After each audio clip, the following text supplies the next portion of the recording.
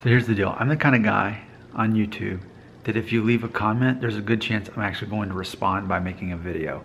If it's something that I think that is worth sharing, you might expect me to make a video. That's the case for our good friend, Amy Lee. Amy Lee, thank you for this. Amy Lee left a comment on my video that I made called MyHeritage, No Native American DNA Showing Up.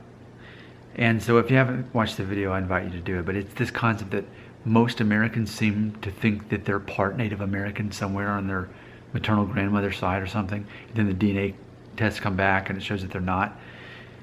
So she added something to what I had said, and I agree with her. Here she is. Here's Amy Lee.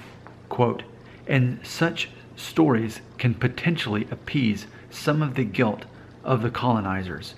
Generally now, of course, many generations later," something to this effect, she's saying like, quote, "Yeah, but my great-great-great-grandmother was Native American. No blame here," end quote. So I think that's very relevant, and it does a good job of stacking on top of what I was saying there. You know, granted, you know, I'm 36. It's not, I'm so far removed from what happened hundreds of years ago. But at the same time, I think modern day, especially millennials, my generation, we don't want to be associated with all the racism that's happened in our nation's history. We want to prove that we're different. It's part of our identity as millennials to prove how not racist we are.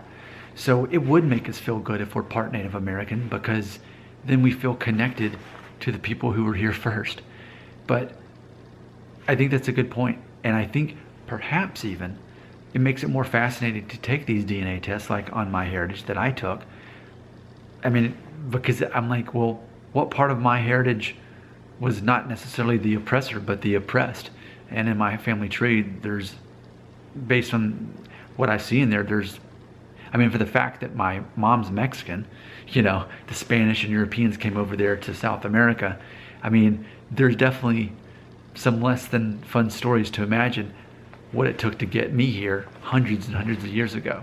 But I think they're definitely, it's not about our generation necessarily feeling guilty about what's happened in America's past. It's more it is an identity to separate ourselves from a history of racism and to be the first generation who openly, proudly moves forward and celebrates our differences. We're not colorblind. We're not blind to the fact that we have different backgrounds and histories. But instead, we learn about that. We're open about it. We celebrate it. And that whole idea of wanting to celebrate it goes back to, I think, a lot of people secretly hoping that they're Native American. I'm Nick Shell with Family Friendly Daddy Blog. Let me know what you think. Put it in the comments. I love to carry on these conversations about our ethnicity and where we come from. Some people could care less about this stuff. As for me, I'm totally into it. I think it's so cool for us to be able to talk about it.